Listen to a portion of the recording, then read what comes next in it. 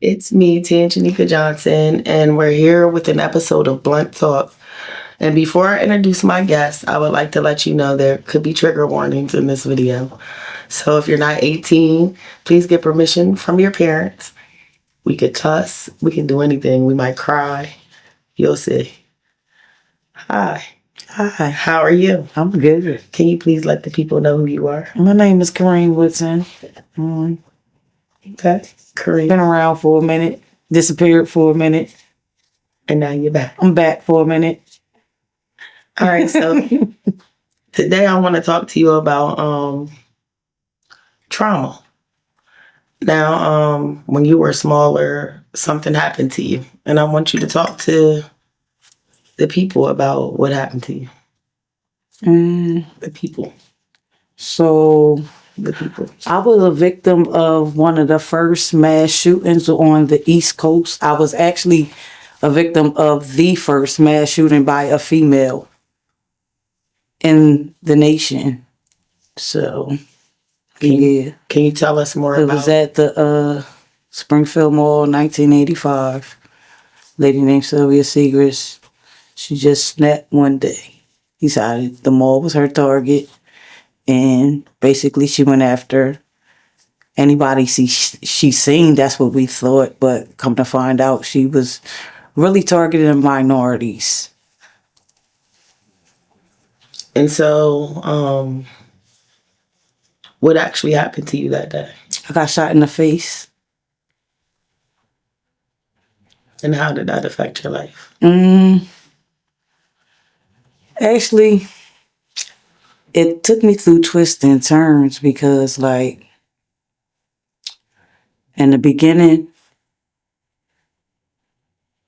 like when I first got shot, I didn't realize that I was shot. Like, I didn't know that I was shot. Somebody had to let me know that I was bleeding out of my face. And when I put my hand up there, that's when it started to burn. Like after I touched it, that's when it started to burn. How old were you? I was 9.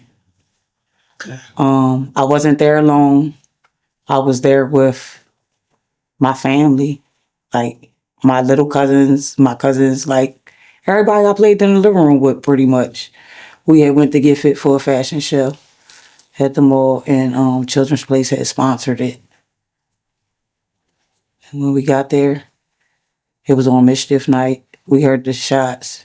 We thought nothing of it because it was mischief night. And we just proceeded. And even like because we were the first victims. The people that I came with, we were the first victims. Yeah, we didn't think anything of it because it was mischief day, so we just kept on going, and she pretty much got us close range. So do you remember seeing the lady at all? Yeah, but at the time I didn't know that it was a lady. I thought it was a man. So can you Like tell for me the longest time, I thought it was a man. the feelings that you had at that moment when I wanted to fight. Honestly, I wanted to fight. I was enraged because she was hurting my cousins. Like she was hurting my people. so not only you were Yeah, shot like it that was. day. Yeah, like it was my immediate family. Like a lot of my first cousins. So how many of y'all were assaulted?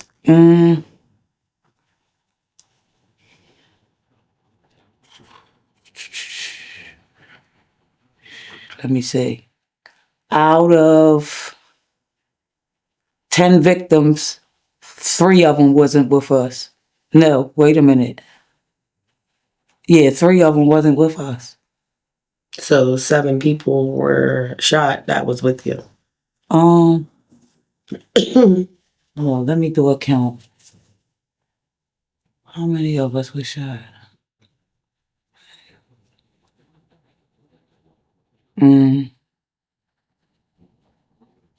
It was quite a few of us. I can't remember the accurate number, but I actually lost a family member that day. I was going to ask, were there any fatalities? Yeah. And that day actually, not only did it change me, like it changed the whole family. Like the whole family like went through trauma like that. That was something big that like affected my whole family. Like even the people that wasn't there, it affected them too. Of course. Yeah. So Like deeply affected people that wasn't there.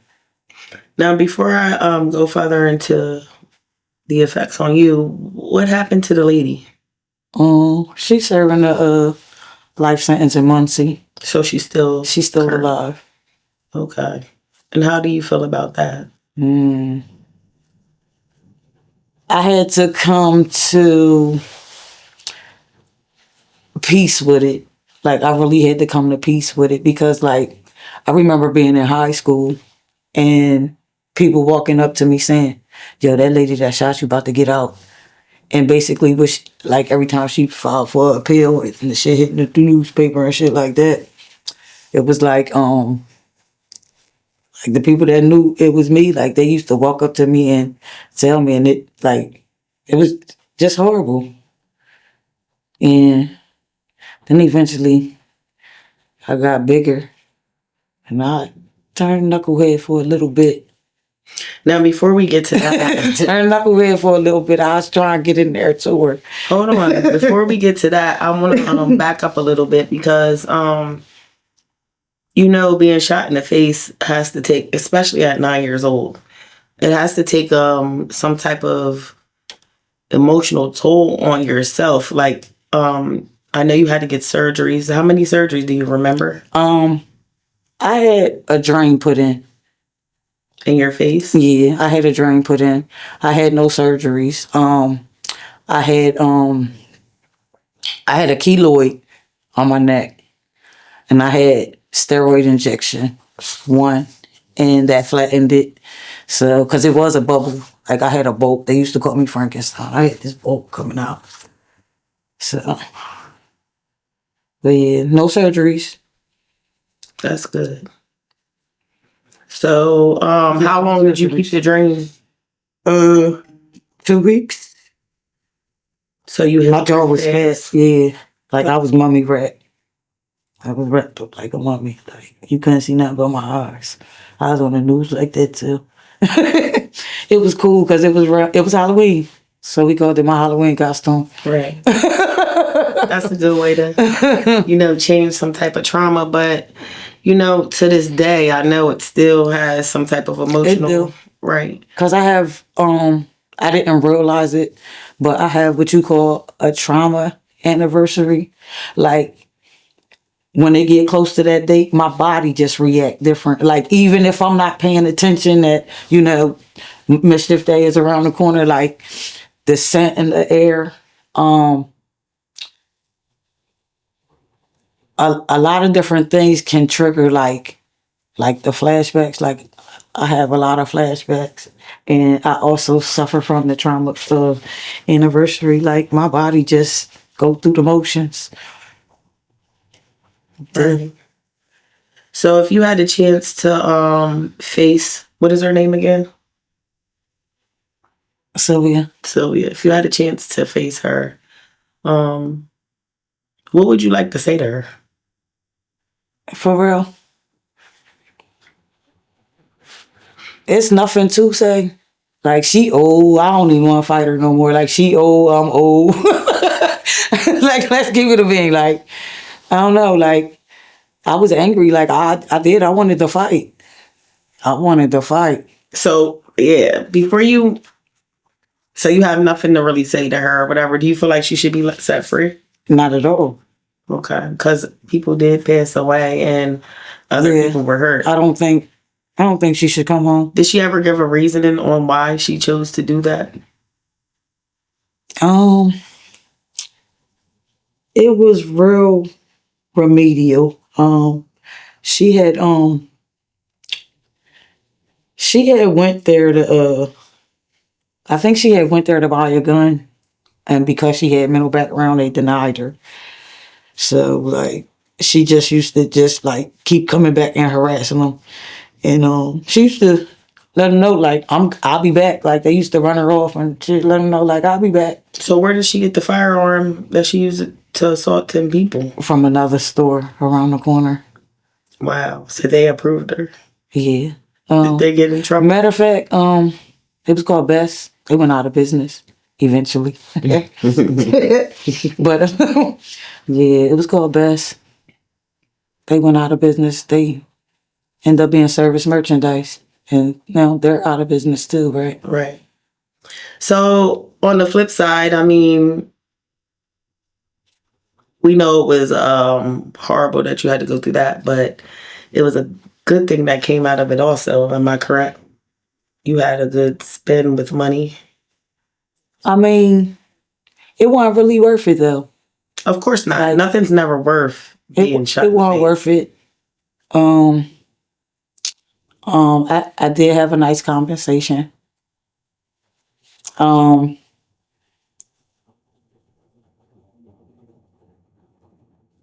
But I would just rather that they never happen.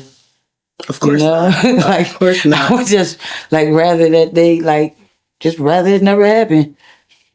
So I want to talk a little bit about once you got the money in your hands. What did you? Excuse me, everyone. But what did you choose to do with said money? Let me take a sip of this wine. I lived my thug life, child. I took all that money and lived a thug life. I don't know why I did. And when you say thug life, can you elaborate? All the shit I ain't had no business doing. I started doing with that money that what people was doing to get out the streets. Like I was the exact opposite. I started going hanging in the streets. Like why?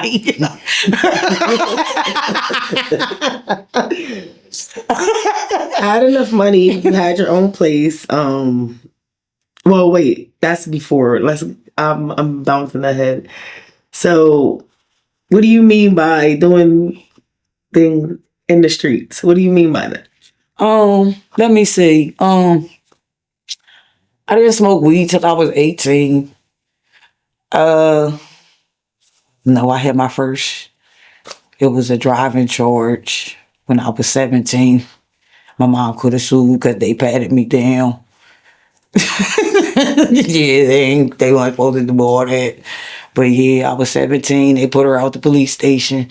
She could have sued for that. I was only 17. They shouldn't have handled me like that. But for the most kind part, of a menace is why they handled you like that. No. Not at that time. No. Okay. Like they didn't know.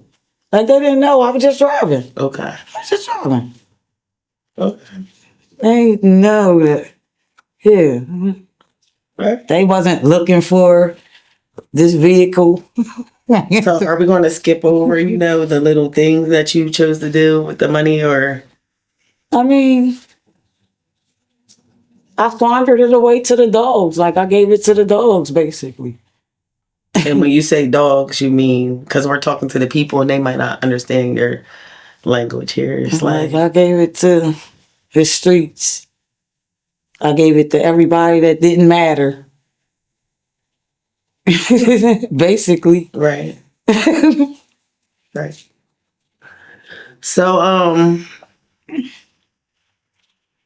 when we talk about trauma, things have happened besides the shooting in your life. So, did you want to talk about any of that? I mean, we all go through trauma. Like we all go through trauma. Like I got PTSD. I was living around like all different types of crazy stuff. Like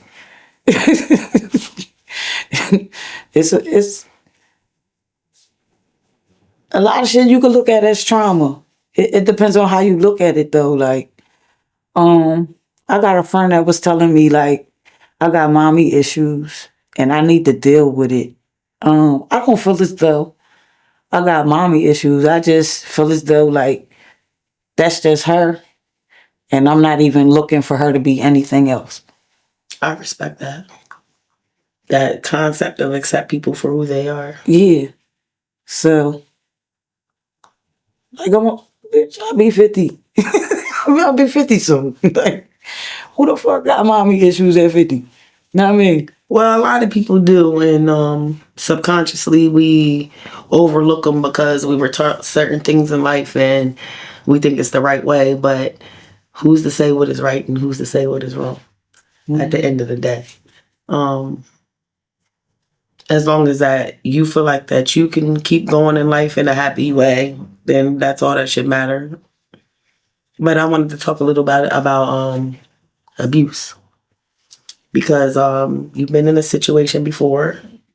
We won't say any names because it's not what we're going to do here. But it just seemed like abuse damn near came natural to me because, like, you knew me in high school. You knew I was always running away. Like, I was being abused at home. So, like. And how did that affect you as an adult? Like, when you were trying to come into your own adulthood and be a mother and do all the things that it is that you needed to do for yourself. I have the exact opposite relationship with my kids that my mom had with me. Like, me and my kids don't argue. I'm a parent and a friend. Like, Good. At the end of the day, like, everybody say you can't be their parent and their friend. Like, I'm their parent, but at the end of the day, like, I'm your only friend at the end of the day. Like, it ain't no secrets from me. Like, you gonna have to come to me and let me know what it is, because who gonna help you through it? Right. Who gonna help you through it? You know? Two people you can't lie to, me and God. So that's just what it is. All my children are close. They have a good bond. It's nothing like me and my siblings. Like, for real, like, I got my own mom and dad on both sides. Well, no, I got my own dad on my mom's side, and then I got my own mom on my dad's side. So it's like, I ain't a whole sister nowhere. I ain't a whole nowhere. Right. And people say it don't matter, it matter. So are you saying that you feel like you're treated differently? Of course. But I'm standoffish anyway. Like, I've just accepted that people are who they are, and I'm standoffish anyway. Like, it don't even make sense to invite me to anything anymore. Cause you ain't going. Me either. It don't even make sense. Right, I understand that. You have children. How many? 5. Okay. So all 5 kids, they're at this moment, they're all good with each other as far as, bonding. Oh yeah. That's great. But it's That is great. Because it's important to break the cycles that yeah. we were once in, and it's important to make sure that they don't have to go through the things we went through as most as we can do. Because, And I love the fact that they love each other like that. Like, they sacrifice for each other. Like, my baby boy, like, he in the Air Force, he came home to visit, and we went to a family event, and it was an open bottle when we was ready to leave and come back home. So we was going across the state line. These mothers got to arguing over an open container. They start arguing over who was going to take the charge. Like, nobody wanted to let the other one take the charge. I'm like, listen, like, it's no charge to take. right. The driver's not drinking. The driver ain't drinking at all. Well, at least they got each other's back, and that's important because yeah, they really do. Nowadays it's hard to find even family members that really stick with each other because I don't know what. But that's basically my family dynamic, because, like, that's what my holidays are, me, my kids, and maybe 1 or 2 other. Yeah, only 1 or 2. Well, I was always taught. Well, I wasn't always taught. I've recently learned that your family is the family you make. Again, I have that, uncles and it's stuff. strong. Those are your mom and dad's family. they really owe you nothing. Yeah. Your family is your mom, your dad, and the kids that you make and the family that you build. A couple years ago, I almost like if I ain't make it to the hospital, I was going to check. Like when I got to the emergency room, they say my hemoglobin level was 2. So like I was really just bleeding out when I got there. Cause like I'm not the type to be sick. Like even when I'm sick, I still gotta take care. Of course. You feel me? Like I can't be sick. So for me to sit through the ER process, like my body was really, really messed up. Come find out my hemoglobin level was 2. I ended up getting 4 blood transfusions. But like I didn't have medical insurance at the time. Like they was cash apping money back and forth, telling the doctors, listen, we paying for it. Listen, we paying for it. What she need? Well, we paying for it. So who was doing that? All the kids. And that's great. All of them. That's great. That's like good family. Every last one of them. That's good. Every last one of them. That's great. So, you've been to prison several times. So you want to talk about that? Excuse me. Jail. I've been to the county multiple occasions. Excuse me. And I don't know what the fuck Delaware was doing. They was playing hide and seek with me for a long ass time. Like they didn't want to let me go. But yeah, I've been to different. I've been locked up in multiple areas. Would you want to talk about any of your experiences in any of those places? It